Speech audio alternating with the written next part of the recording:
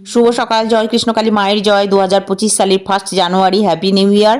ফেলে এলাম 2024 সালকে, সেই সাথে যত দুঃখ, রাগ, অভিমান, অভিযোগ ঝেড়ে ফেলে নতুনভাবে বাঁচার অঙ্গীকার করলাম। বছর আসবে যাবে, এটা তো কালের নিয়মে চলবে। স্নান সেরে পুজো করে তোমাদের জন্য অনেক প্রার্থনা করে নিলাম ঠাকুরের কাছে।